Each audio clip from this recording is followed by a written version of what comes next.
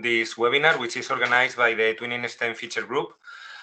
This is a webinar that we have organized with several presenters who are going to share their good practices at their schools, and also we have Nair Carrera, an expert from the European Commission, who will share the latest, let's say, what they have for us from the education at the European Commission. So to go briefly through today's agenda, we will have a short intro, which is this part. Then we will have Nair sharing the guidelines from the EC.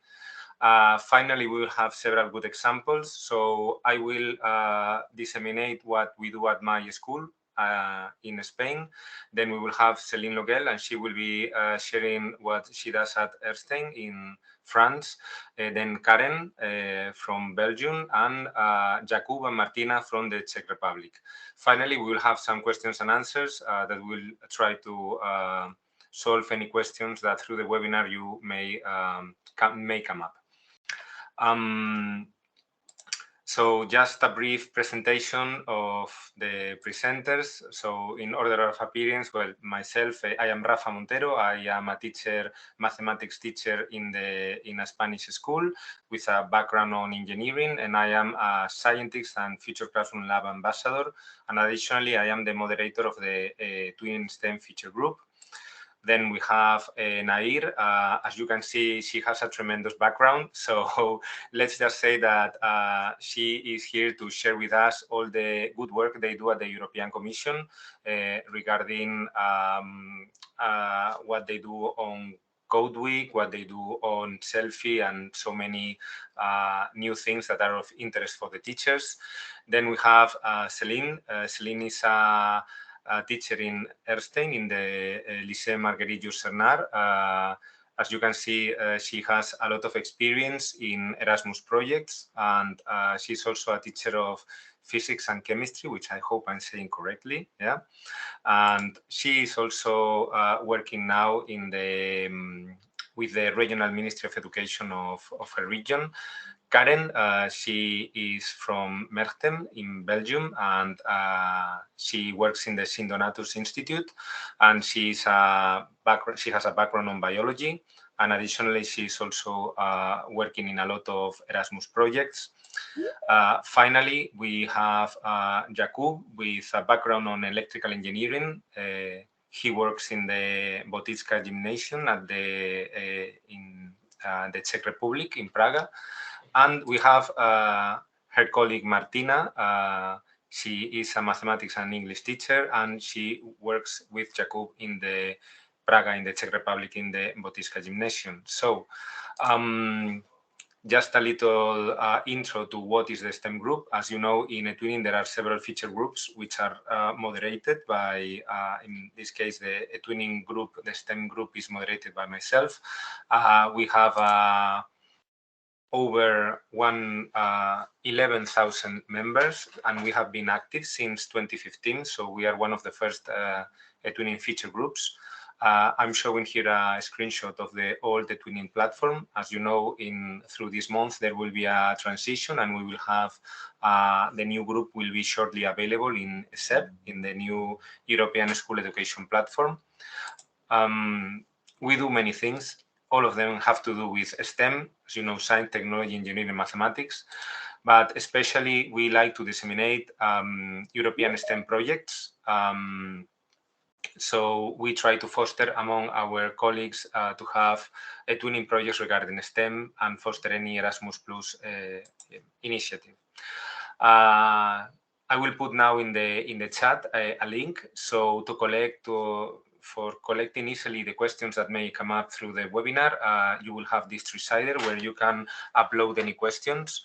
At the end of the webinar, we will refer to the Decider to get all the questions that you may ask.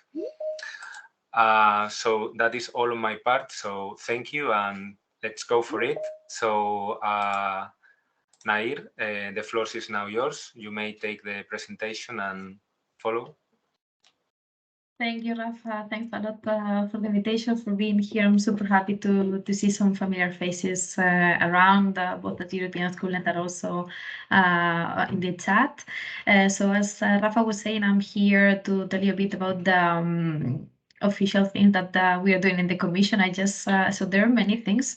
I just hope I will be able to pass on the message on the practical things for you guys that I find actually quite relevant for you to know, at least to be aware of, and then of course to decide if you want to participate or not.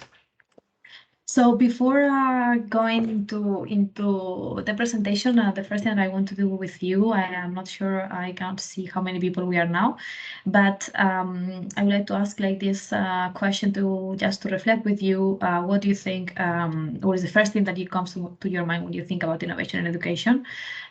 This is to me related to the fact that when you think about digitally competent schools, some innovation has to be behind somehow, no? So this is the first question that I have for you. I don't know if you want to reply in the chat.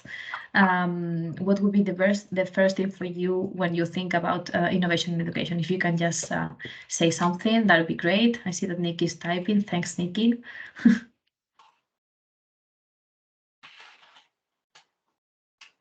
Okay, and you can answer, of course, in the chat.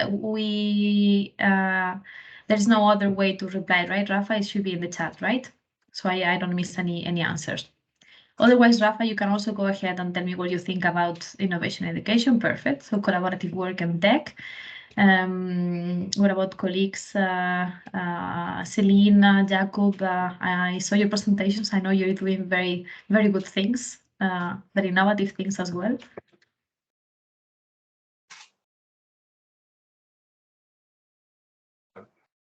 To attend, I think it's to care for. I don't know how to say. Personalized learning, let's say, no, perhaps. Thanks, Rafa. And what about okay, laptop and educational software? Thanks, Celine.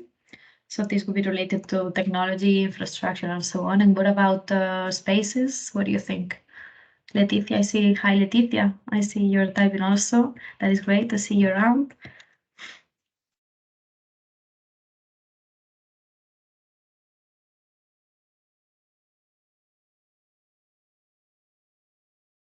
So basically, where we have some collaboration between teachers, we have some technology around, flexible spaces as well. So, okay, when we think about classroom now, is different definitely from what we used to see at least before.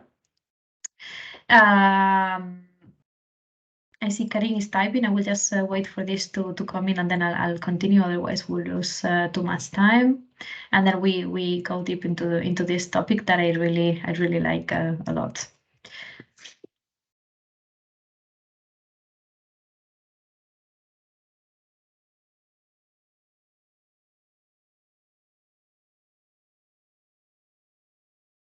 So for me, I wanted to start the presentation with this question because for me, as Rafa was saying at the beginning, I work in different fields, always related to education. I could see, I had the opportunity to see from different backgrounds and experiences what the different let's say elements on innovation could be. So there are different things that we have to consider as teachers. I used to be a teacher also before, many years ago. And I think there are many elements that we should consider when we're talking about innovation in education. I will just share this slide as well that I like a lot. It's from two writers in Spain that I consulted the experts on what do you think is innovation in education. And we have these quotes that I like very much. Jaume Carbonell, he says that innovation in education is a long trip or journey that stops to contemplate life in the classroom. I think this is a very nice and beautiful description of innovation in education. And saying Fetsaluce on her side, it says, but it also has to be, it responds to the needs, be effective, efficient, and sustainable over time. So my next question. Yes. Would you like me to move the presentation or would you like to take control of it? Because I think you're not seeing the presentation? We are seeing it, but I still have control over it. So you. But if I can, I'll go to the next slide and you tell me if you see it. Do you see it? No. How do we get? Okay, because I can see it here. So yes, please go to the next slide. It should read innovation education according to experts. Okay. And if you want to take control, then I can. Yeah, I'll request. Okay. Okay, perfect. Okay, so it should work now. Can you see it now, the next second? Okay, perfect. So the next question that I have is not a question, but just as a brainstorming idea, is how do we actually get this balanced, effective, and sustainable innovation in education? No? So for me, it's not just one thing. We should be looking at different things. So we have, on the one hand, new methodologies. There was a comment in the chat also about this. We have personalized learning. Rafa was mentioning this. We have different types of learning. Learning should be so students should be in the focus on the learning. It's not like we as teachers, we're not the people who get into the classroom as we used to be before and just do the blah blah blah, and then the student will listen to us, but the learning should actually be around the student. Also, something important for me is that learning should be fun. I think that when a kid has fun and enjoys the learning, is much more meaningful as well. I see also flexible learning spaces here. I asked this before because most of you know the Future Classroom Lab in Brussels at European School. I think it's a wonderful space to perhaps go and check if you have the opportunity to see how the different areas and zones are actually distributed and how the technology is used, how the pedagogies are applied, and so on. So I really encourage you to visit if you have the opportunity. I see inclusive teaching strategies also from Simonetta. Thanks, Simonetta, also for this comment. I think it's very well received and agreed. Another thing that when I think about innovation education is, of course, collaboration between teachers and among teachers. Rafa, you were also mentioning this. And two last points. And this is, again, my own, let's say, ideas on innovation. Of course, you're free and more than welcome to have others, but I think technologies and self-reflection are very important when we discuss and talk about innovation in education, and you're gonna see now why a bit, no? So I don't know if you can relate to this to any of these images. I don't know if you see the image in the screen big. I think so, I suppose. As I said, quite small, but it basically, the first image, it says in Spanish, it says, "You'll never imagine, my dear, how it is hard for me to that you talk to me when you're hooked in social networks," or something like this. I don't remember exactly. So we have this type of people in the left, and then we have the other type of people in the right. Which I think it's a good description of many of us nowadays. So at the beginning, I was like the type in the right. I think now I am more like the type in the left, but more like the husband talking to the wife only when it's via Twitter. No, so it's just a funny visual to describe this and to just raise awareness about the importance of technology in education, which I think it's very good, but I also think it has to be relevant and meaningful.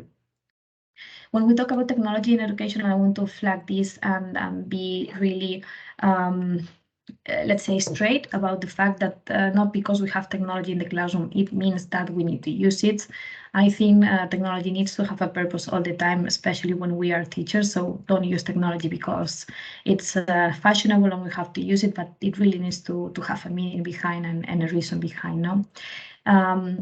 While we're talking about this, we know that there is a lot of jobs that will require basic skills, advanced skills that will relate to technology, and we have a lot of people who basically are lacking these basic skills. No, so there's actually a big gap in between the needs of the future and basically the people that are actually growing up in this situation, no, in this reality.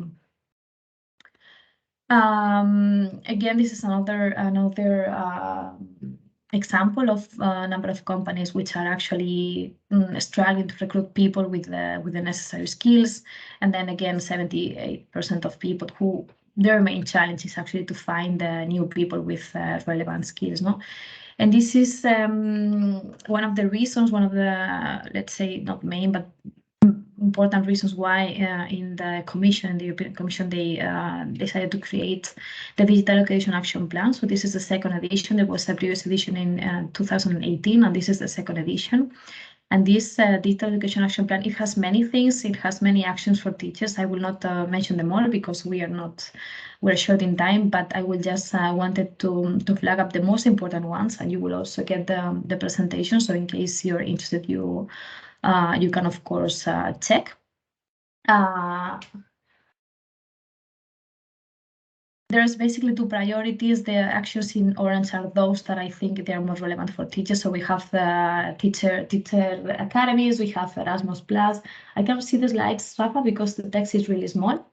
So I just going to try to read more or less what it says. And this is where I wanted to make a special focus, because we have been working in these two sets of guidance for the last 2 years. And I think this is might be quite relevant for you teachers. We will have soon, in the next month, 2 guidelines for teachers. So one for tackling this information and boosting digital literacy in the classroom, and another one to teach, or let's say to understand artificial intelligence in the classroom and the use of data. I think these guidelines are going to be useful for teachers. We're going to be the teams are finalizing them now, but I just wanted to flag them here so that you can follow up and perhaps stay tuned to social media. I added there our hashtag in social media. Sorry, our account. So if you want to follow, everything will be published there. So you will be hearing when this is ready. You will be able to check. And of course, I encourage you to have a look and see if they're useful for you or not. And then I also put in the innovation education, I also added the self-reflection, because I think this is key when either as a teachers or as part of the school infrastructure or the community. I think it's important to reflect and think about the use that we do of technology in the classroom. I know, colleagues, you're going to be talking about selfie and presenting best practices. I will not say much about this, just that it's a very nice tool. It's very useful, I think, for schools and also for teachers. So last year, 2021, there was the new tool Selfie for Teachers that is also now available for teachers. If you want to take the tool as, let's say, as a school, you should use Selfie. If you're more interested to look at your, let's say, personal development and how do you as an individual, you can use Selfie for Teachers, okay? And as you see, there's many teachers taking part in Selfie. The tool is free, the tool is anonymous, and it has many more advantages that I will not mention now, but I just wanted to flag it up. It's based on the DigCom.org. I think there's also Rafa or somebody who is going to be talking about this, so I will not stop here. And then I just have some the latest numbers on Selfie that I wanted to share with you. So as you can see, more than 3,500,000 people are using Selfie since the beginning. I think this is amazing. I think this is just a proof of how important it is nowadays for a school to be digitally competent. It's something that keeps growing and growing more and more. And I think that we are very lucky to count on these types of tools, especially free tools, that of course we encourage you to use in your school. Here you can just see the numbers of people using Selfie in different countries. And then I will not explain much about this. I have a few slides. I just left them there, Rafa, because in case teachers are interested to have a look at the presentation step by step on how to use Selfie. But I will not explain too concrete about this, just to say that if you want to take Selfie in your school, so the idea is that you will first, you need to choose a person, so a coordinator in the school, that will be, let's say, moderating or leading this exercise. When you have this person, you will get some links. You have to register the school. There is a few information fields that you have to fill in, as you can see in the screen. Very important, you can also do a demo or a test if you want to try out Selfie unofficially, let's say.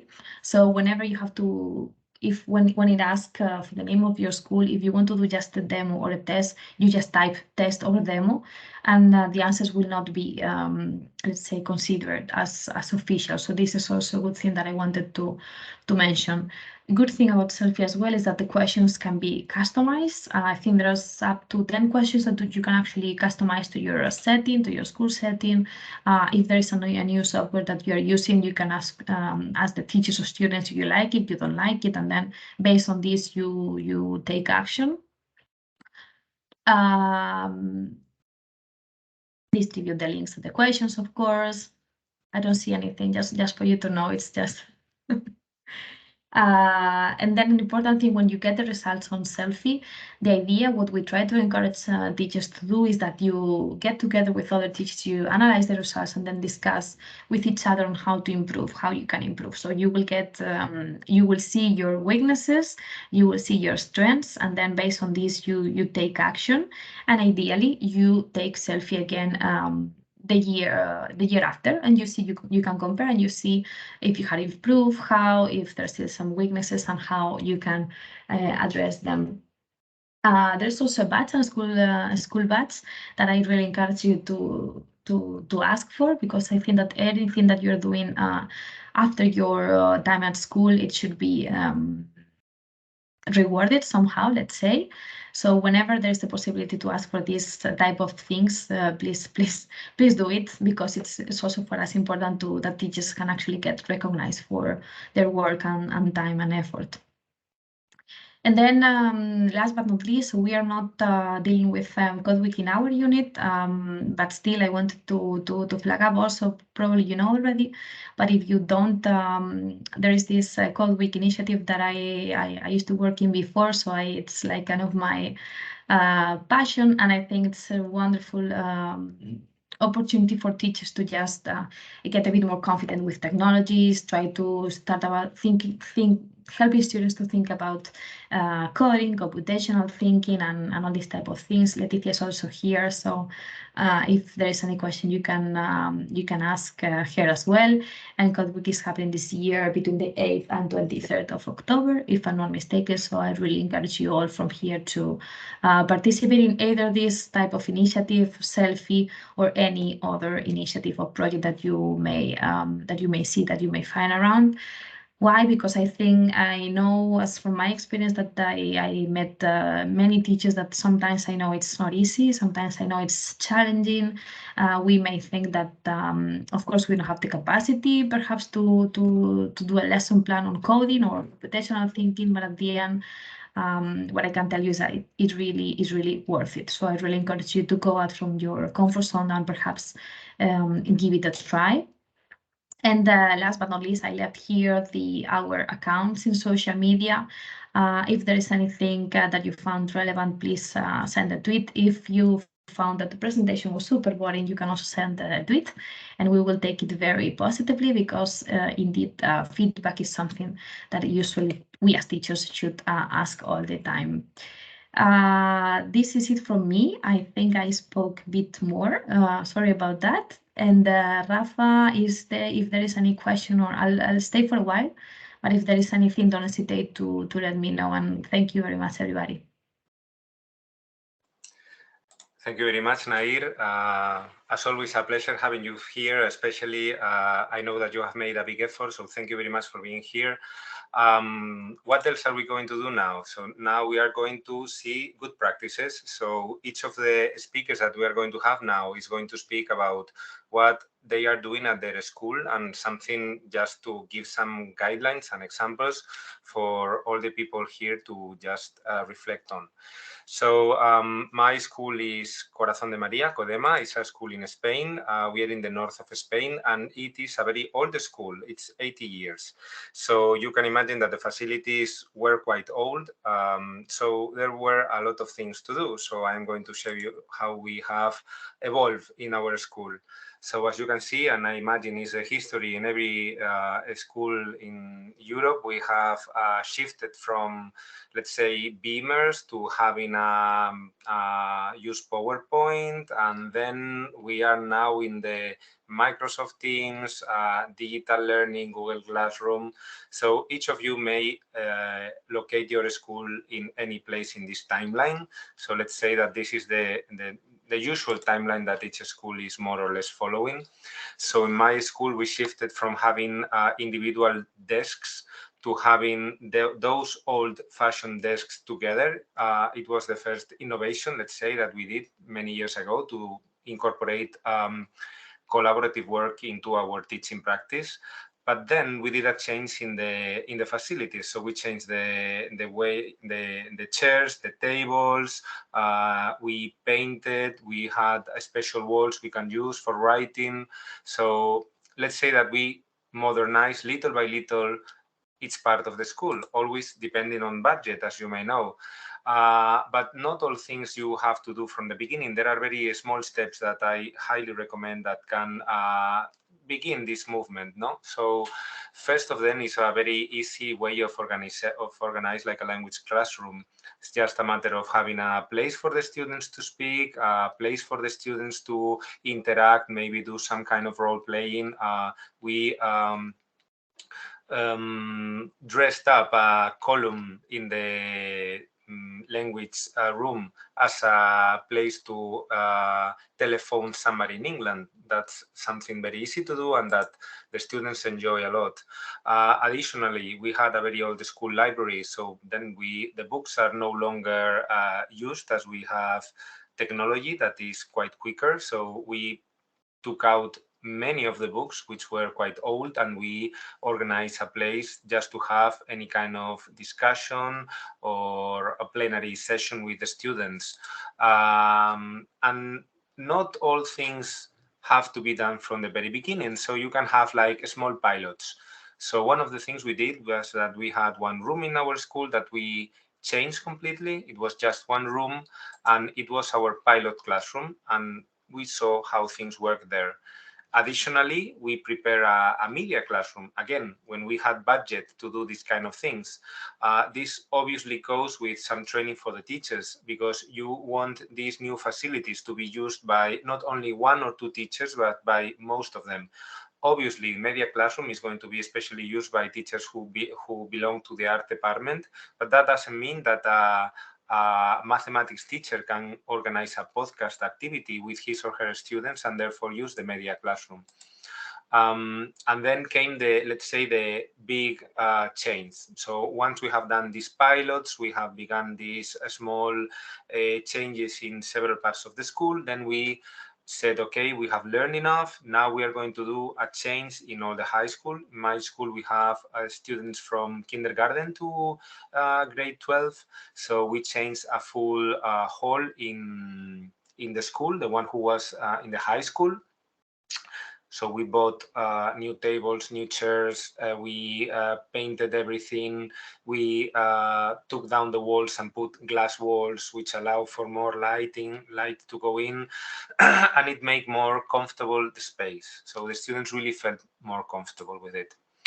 Additionally, we're talking about the 2019, we began using Selfie because we wanted to somehow reflect on how things were going, what was the digital competence of the teachers and what was the digital competence of our students. And as Nair told us, we try to somehow give our students the recognition of doing this selfie test. Then came the pandemic. So I'm not going to talk about this. Maybe in your nightmares, you wake up in the middle of the night and you remember the pandemic times, which hopefully, let's fingers crossed, we won't have in our lifetime again, and hopefully they will go to the next generation. So let's say that in our generation, we have had this one, it's enough.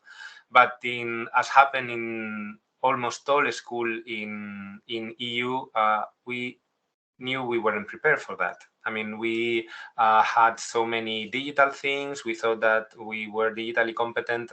Pandemic showed us that we weren't.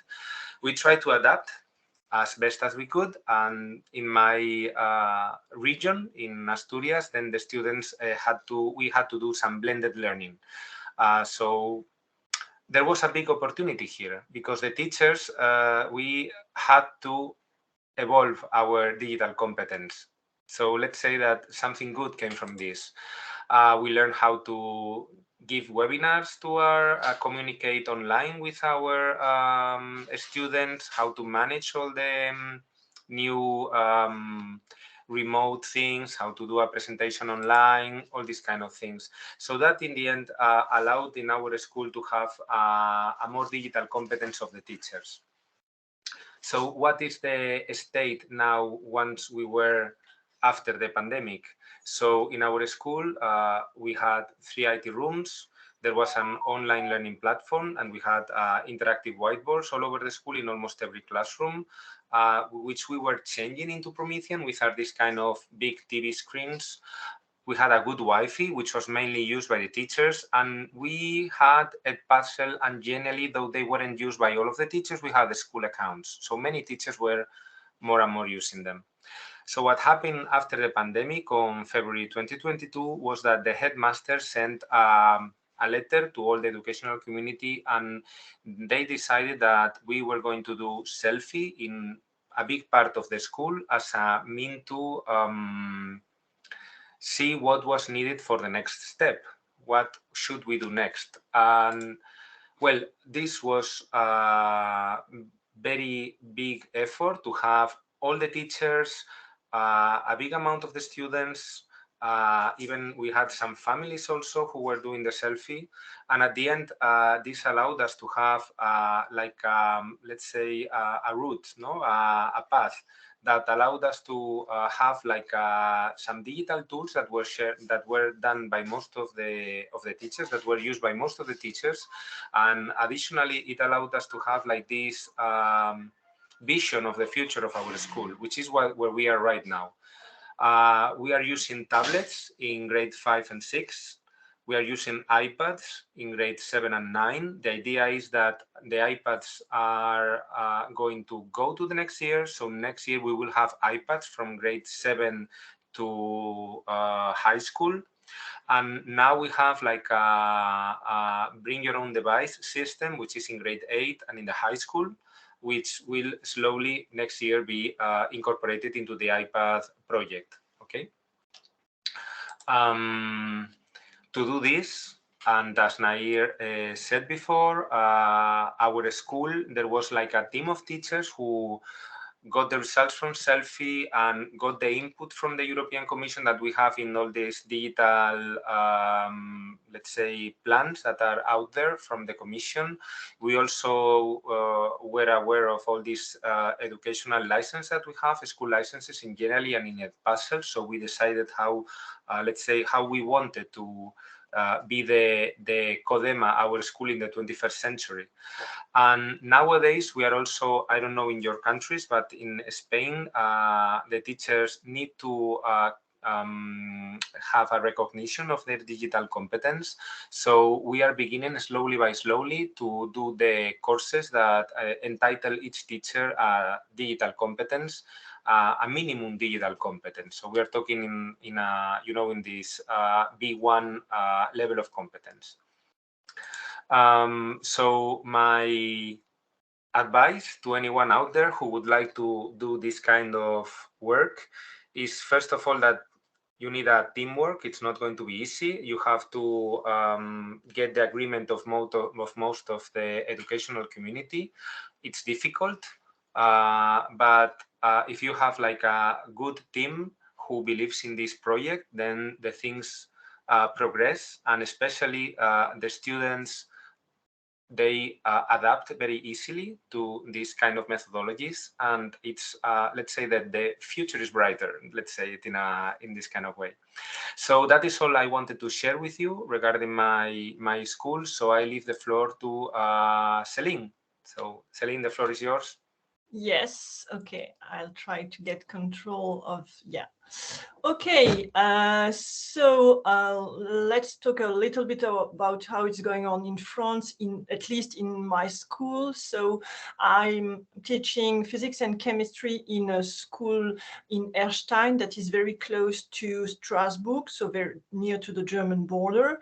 And I have emphasized the year 2019 because then we had quite a great leap into the digital world. I don't know how to go on this one. Yeah. Okay, so I wanted to talk about it on different levels, about the school equipment at first, then about human help, our ICT coordinator, the digital environment that is quite that has evolved during time, and about evaluating. As Rafa said, it has been asked more and more to have assessments about our digital skills, the students, but also the teachers. So first, about our school equipment. As you can read, our school has 5 computer rooms that are mainly dedicated to vocational education. There are 35 computers. We have had those rooms for many years now.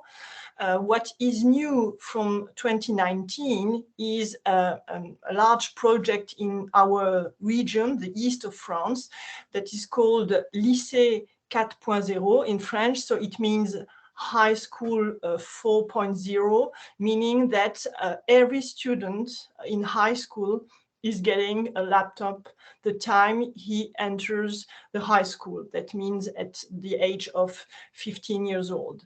And if he goes on his normal way through the school, at 3 years later, when he has his final exams, the laptop is.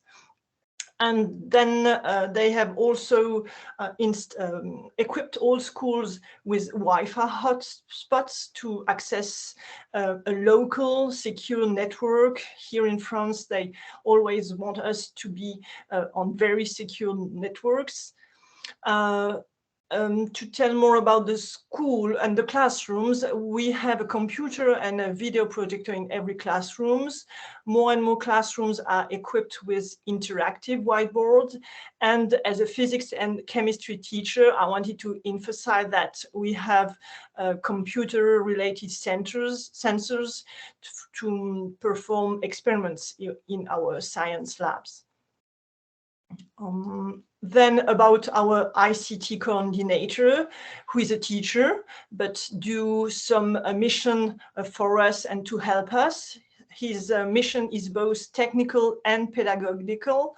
He is responsible for all the computers and all the local network maintenance. And then he's also advising us on the use of the computer tools and the softwares we can buy, and also organizing training sessions for teachers whenever a new tool is coming in the school. About our digital environment that is called My Digital Desk. So this is a place where every students, teachers, parents can go. Each school has its own access. And so there is the textbook, so we can write down what we've done during the lesson, the notebook. We have to write the grades in here. We can make the call sheet, so write down the students that are not here, and there is a specific place where we can write to all the teachers of the same class or all the parents and so on.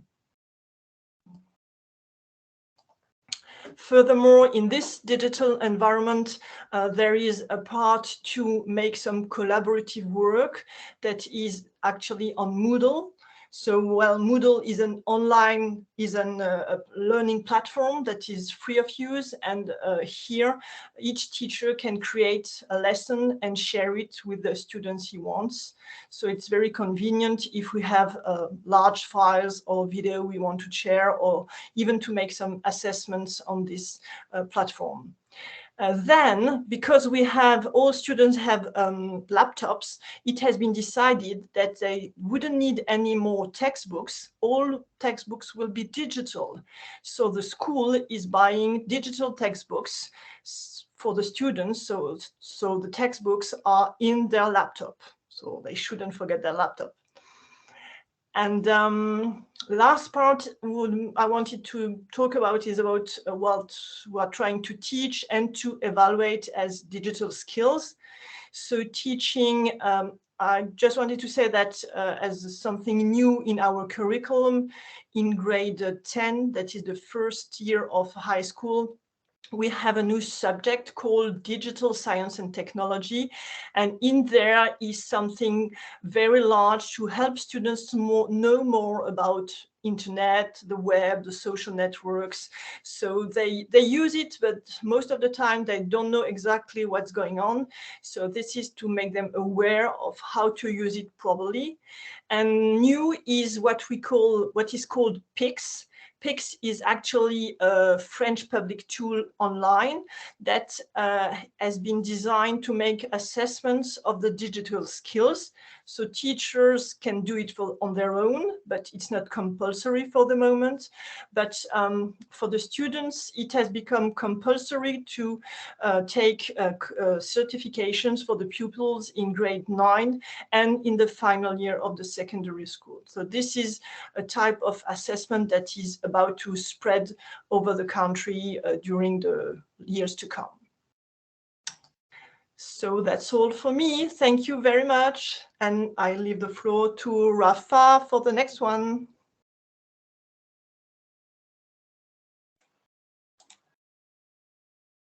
Okay, so thank you very much, Celine. So now it's time for Karen, and she's going to speak about her school. So Karen, you can... Thank you. Yeah. Okay, thank you, Rafa. Hello, everyone. I'm Karen. I'm a teacher at Sint-Donatus School in Merchtem. It's the tiny country you could see above Celine's giant France in her picture. And we are close to Brussels with our school. And in Belgium, yeah, of course, you have the two parts. So we are just in the Flemish part of the Belgian country. In Belgium, we had of course, also the pandemic, and the government decided to have a digital leap just after it. Probably they were planning it as well, but it was just after the French leap, apparently.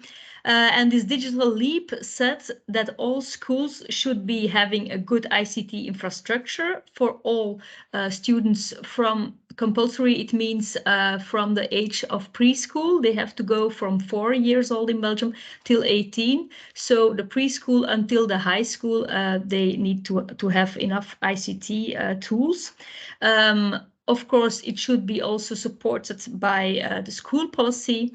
And that's the biggest challenge, of course. Also, the teachers and the teacher trainers had to learn to use all those tools, and the tools should be available and should have the aim to be for teachers as well.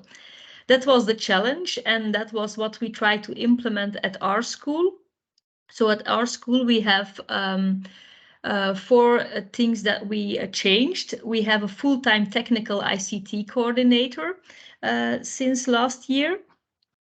He was already there a couple of hours, but now he's full-time. We have a pedagogical ICT coordinator.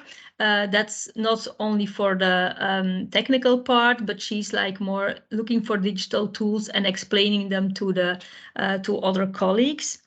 We have laptops for the students. I'll tell immediately more about that one, and digital tools that we are implementing systematically now as well in the school system. To talk about the laptops first, that would be the change if you compare it to 2 years ago. Then we had last year, when the leap was there, we had computers in grade 1. That would be the 12-year-old children, because we go from grade 1 to grade 6, from 12-year-old to 18-year-old. So last year it was grade 1 and grade 3 that got laptops. But this school year, they change it into the small kind of notebooks they can use and write on them with a touchscreen for grade 1 and 2, because it's easier for the smaller kids to put it in their backpack. Grade 3 and 4, they have a laptop. It's all owned by the school, but government funded to buy them as a school. And grade 5 and 6, they have only the ICT rooms that we already had. Of course, we had a lot of ICT rooms, iPads and laptops to use for the whole 1,000 students we have, but now it's only for the last 2 grades that can use it anymore, because the rest has their own device. If we go to the digital tools, there are some things that we already used. We already used Smart School. It's kind of similar to the French platform, I guess, where we have all the communication with the parents. It's also similar to Google Classroom, but really specific than for Belgian schools, I guess. You don't have to use it in Belgium, because of course you have to pay for it as well, but a lot of schools use Smart School. You have some schools that use Google Classroom or use Teams. Our school actually uses both of Smart School and Teams as well. Evaluations can be there. You have courses that put all of their things on the Smart School platform as well, but we mostly use it to put in the files of the students, where you can also have the communication with the parents, communications with students. It's a controlled platform only for intern use at a school. Another one that we use now a lot, of course, since we also have the Digital Leap and all those devices. It's not compulsory, as I have the impression in France, they all have to use the digital courses, but we have a lot of colleagues that choose not to have the paper courses anymore, but make websites of their own on Google Sites, or use a firm. It's called Digital Method in English, and they make courses for you as a teacher with everything and evaluation and everything in there, but you can adapt them, so you can make them your own. But actually we mostly make our own courses, or the ones they order from a firm, it's still on paper, but we try to get rid of the paper part, because yeah, it's important for them to work on their computer as well, of course. And another tool that we use very much, it's also connected to the Smart School platform, is Widgets. I thought it was from the US because it's all around here in Belgium, but then I was looking it up yesterday, and apparently it's created by a Belgian firm, but it's also used a lot in the US now as well. And you can, as you can see here on the images, the more reddish part is like more game stuff you can do there with the students. The yellow is information, but the green part is what we use a lot in the class, because it is for evaluation. So it can be just a test in your class, but we also can use a safe exam browser on it. That means that students cannot get out of their test, and then we use it to make examinations. So they have some of their examinations, they have them on the computers, and then it is in this kind of test that they make it. So it is something very easygoing, and you can put a lot of films and media in it to have your questions for the students. And one last thing I wanted to tell about was the virtual mobility, because that's where we used a lot of digital tools, of course. We had one mobility in our Erasmus Plus project that couldn't go through because it was too difficult because of the pandemic to get everyone to Belgium. Some students could go to school, others couldn't. I think the Czech were home almost the whole school year last year. So that's why we organized a virtual mobility. And it was 3 days where we worked on different platforms. You can see Quizlet was there, Puzzle was there. It was all the tools we used. Excuse me. They had to make escape room on Genially, but to connect everything, every morning we met them on wonder.me to make it a little bit more informal than the Teams kind of meetings. I wonder, they have to have a camera, they have to be there themselves, but it makes it more like a classroom. They could also sit in circles, as you see, they could join a circle. That's where they had to do their tasks. And then they can also share their screen and stuff, but they can chat without teachers watching over them. But if they had a question, they could come to us to ask the question. So I think it was a very easygoing platform to use for this kind of event. And another one that we really liked that time was of all the things that we used was the @puzzle, because we kind of wanted them to have a break during the day, but not like just hang for their screen. We used the @puzzle we made an episode that we cut in 3 parts. So every day there was like a small break and they could watch an episode. And because of @puzzle, we had lots of questions in it. And of course, there was then a prize ceremony at the end for the winner to have. So that we hoped it motivated them to take part in the mobility and thus learn about the project, but also get to know other students, peers from other countries in a more informal way than they used to. So that was how we do it in Belgium. I hope it was interesting for you. Many thanks, Karen. So wonderful and a very great experience to have this virtual mobility, though it wasn't what we all would have preferred, but I think you did a great job and we managed to pull it through and it was a very good experience. So now it's the time for the Gymnasium Botisca. So it's up to you. The floor is yours, Martina, Jakub. Okay, let me take the word first. My name is Martina and let me start. Yes, okay. I would like to introduce our part on the project. When listening to all these speeches, I was thinking how interesting that was that we started this project, Digitally Competent European Schools, before the pandemic. So the pandemic actually moved us in the digital competence more than we first could have imagined. So everything bad is good for some points. So probably this might be it.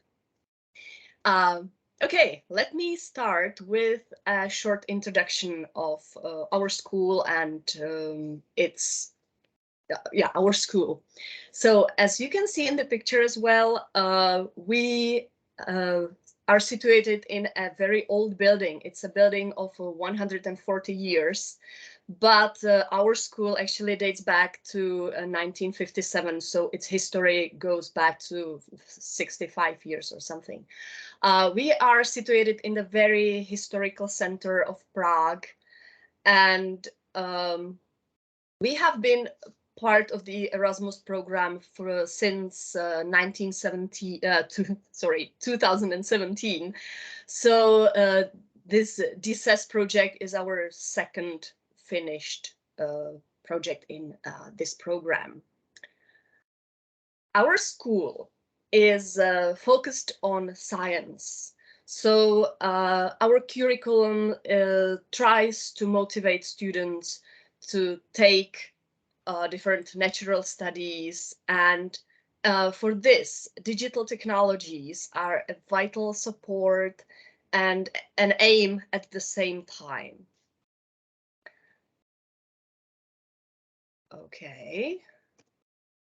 To start introducing our building and its facilities, I can use the help of this first digital equipment, and that is a virtual tour around the school that we have. You can take a tour throughout our building just when you enter or visit our website, and it will show you every single room and through the corridors and so on. So let me show you some of the classes. These are the digitally equipped, most digitally equipped classrooms. You can see a classroom of physics, which has all the necessary equipment. It has laptops for each student working in the lab.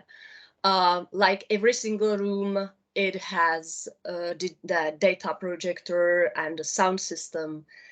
And in our school, it doesn't work like I have heard in Belgian and French schools, that students have their own school notebooks.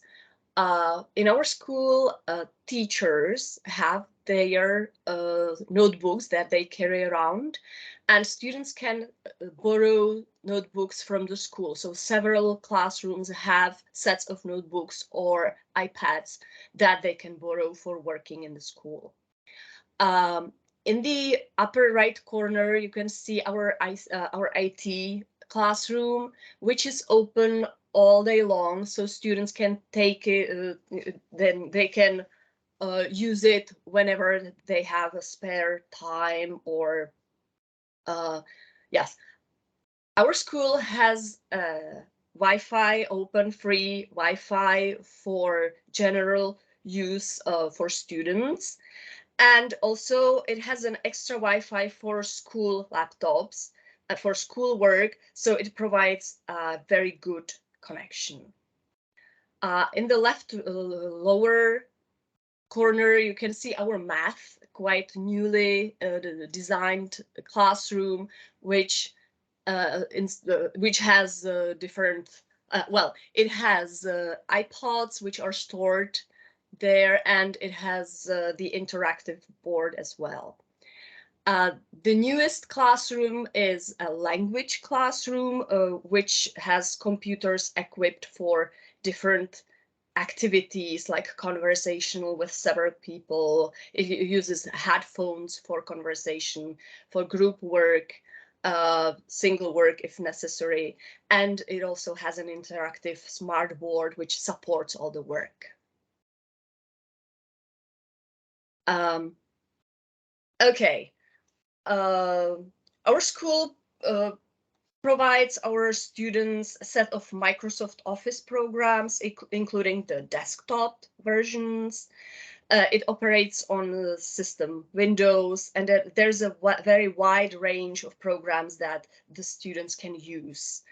When you look at the table, it shows numbers of lessons of IT that students have in different grades.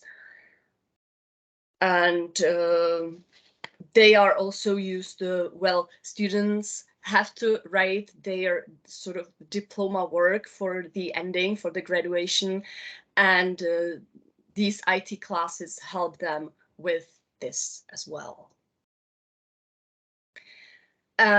As the previous teachers said, they use a system of electronic class books and also providing the resources for education. We also have one. It's called Škola Online, and it is a good tool for contacting students, parents, provides good space for education support as well. And we have been using it for very long time, way before the pandemic has started.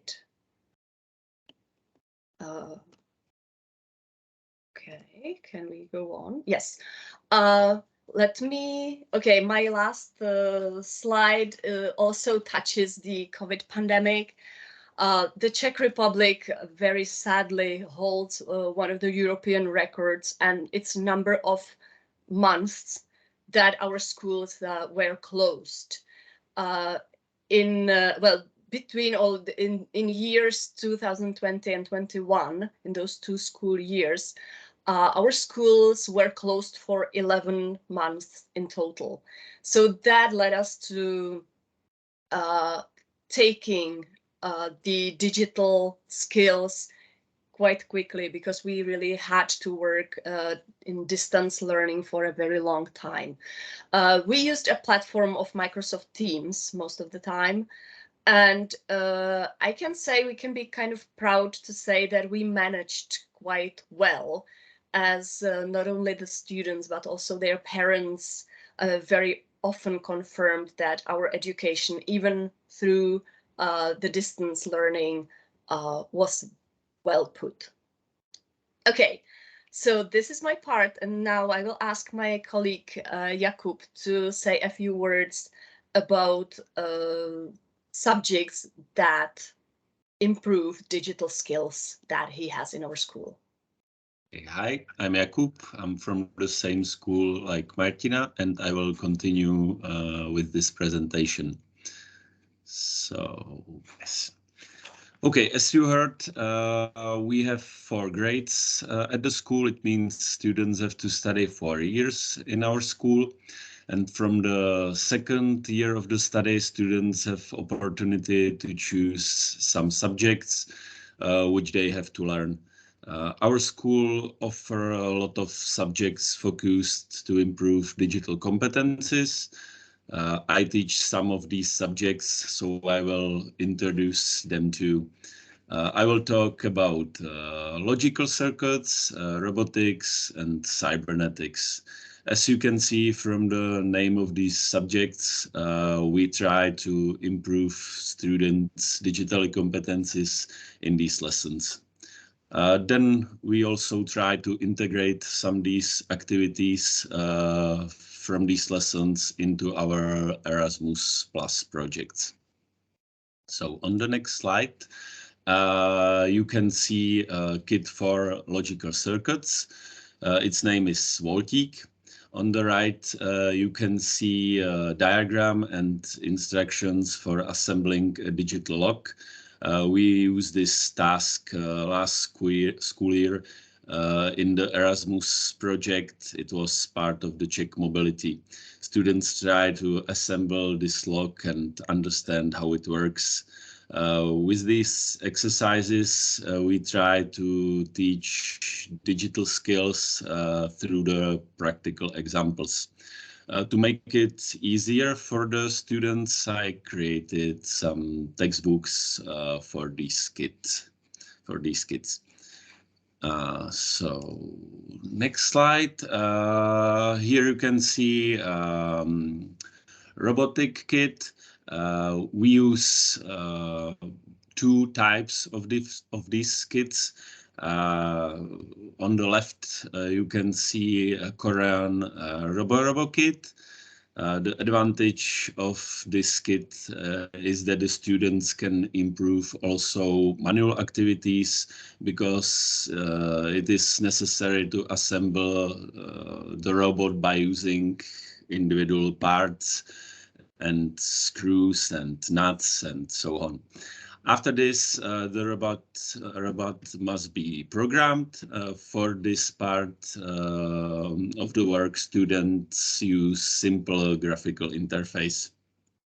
So it is not difficult to program a robot even for complete beginners who have never tried programming. The second kit on the right, which we use at the school, is Lego Mindstorm. These robots are assembled from the classical Lego blocks. The program for this robot can be compiled using a graphical interface, and more skilled students who already have programming experience can use one of the programming languages such as C, Java, Python, and so on. With these robots, students can participate in many competitions in Czech Republic every year. Okay.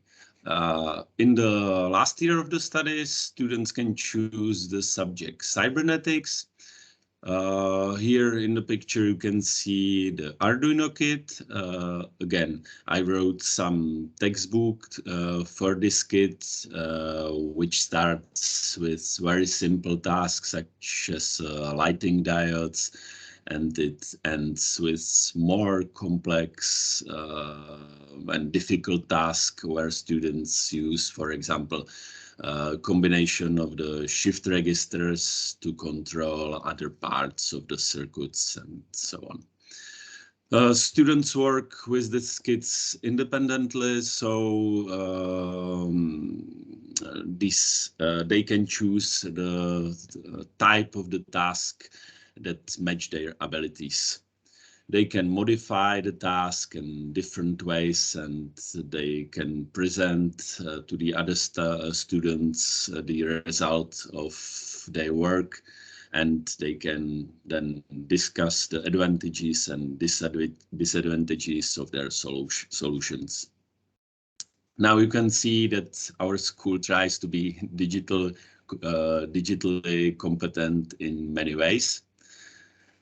So here on this picture, you can see some of these activities or exercises which are part of our Erasmus program.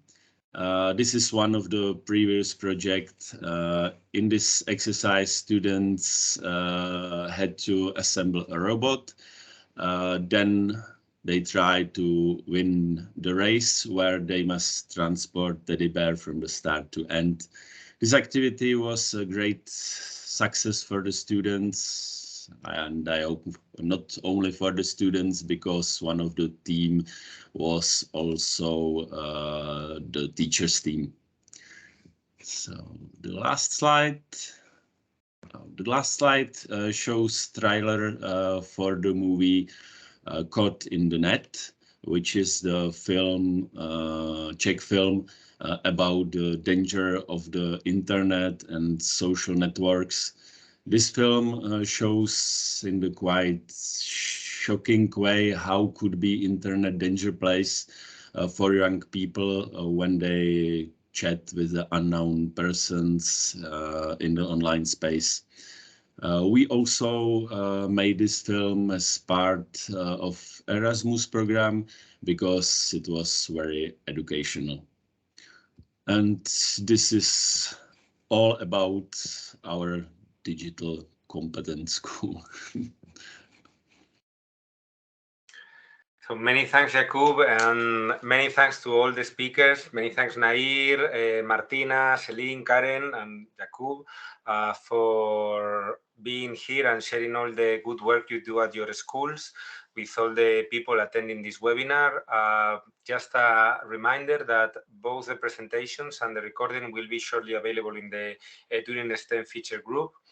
And without further ado, because we are over the 6 o'clock time, which was the limit of the webinar, I would like to thank you all for attending this webinar and wish you a good Friday and a better weekend. So see you in the next one, and many thanks for being here. Bye-bye.